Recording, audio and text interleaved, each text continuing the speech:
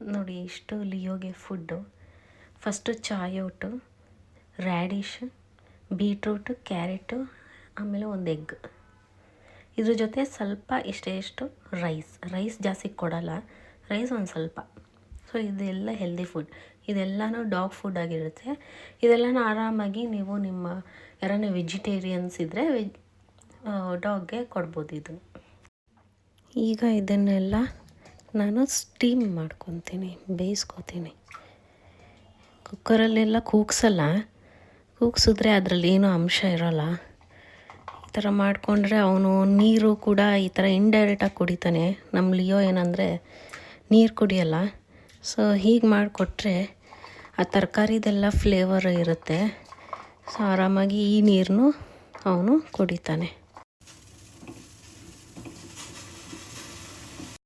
ನಮ್ಮ ಹುಡುಗ ಆಗಲೇ ರೆಡಿ ತಿನ್ನೋಕ್ಕೆ ರೆಡಿ ಆಗಿದ್ದಾನೆ. ಹೊಟ್ಟೆ ತಿನ್ನಮ್ಮ, ಹೊಟ್ಟೆ ಆಯ್ತಾ? ಹೊಟ್ಟೆಶಿಯಾ ಇನ್ನು 5 ಮಿನಿಟ್ಸ್ ಇರು. ಜಾಸ್ತಿ ನೀರು ಅನಿಸಿದ್ರೆ ಆ ನೀರನ್ನ ನಾನು ಸಪ್ರೇಟಾಗಿ ಒಂದು ಲೋಟದಲ್ಲಿ ಹಾಕೊಂಡು ಇಕ್ಕೊತೀನಿ. ಸೊ ಅವನು ಆಮೇಲೆ ಕುಡಿತಾನೆ. ಅದನ್ನೇ ಕೊಟ್ಟರೆ ಆಮೇಲೆ ಕುಡಿತಾನೆ. ಸೊ ಡಿಹೈಡ್ರೇಟ್ ಆಗಬಾರ್ದು ಅಂತಾರೆ ನಾಯಿಗಳು, ಡಿಹೈಡ್ರೇಟ್ ಆಗಬಾರ್ದು. ಸೊ ಇದೆಲ್ಲ ಟ್ರಿಕ್ ಮಾಡಬೇಕು. ನಮ್ಮ ಹುಡುಗ ಎಲ್ಲ ತಿನ್ನಲ್ಲ.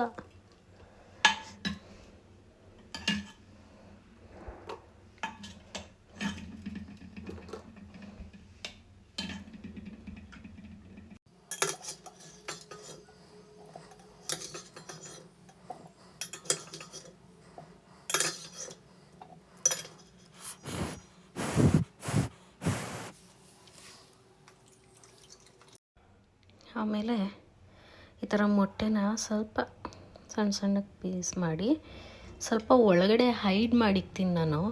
ಯಾಕೆಂದರೆ ಫಸ್ಟೇ ಸಿಕ್ಬಿಟ್ರೆ ಮೊಟ್ಟೆ, ಬರೀ ಮೊಟ್ಟೆ ತಿಂದ್ಬಿಟ್ಟು ಇನ್ನೇನು ತಿನ್ನಲ್ಲ. ಸೊ ಹೈಡ್ ಮಾಡಿಬಿಡ್ತೀನಿ ನಾನು. ಎಲ್ಲ ಟ್ರಿಕ್.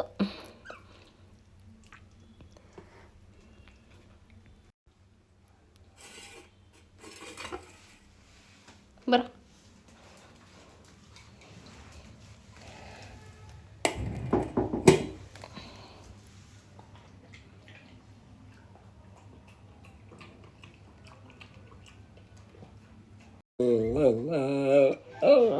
ಥ್ಯಾಂಕ್ ಯು ಹೇಳ್ತಾ ಇದೆಯಾ? ಹಾಂ, ಥ್ಯಾಂಕ್ ಯು ಮಮ್ಮಿ ಅಂತ ಇದೆಯಾ? ಹ್ಞೂ ಅಂತೆ.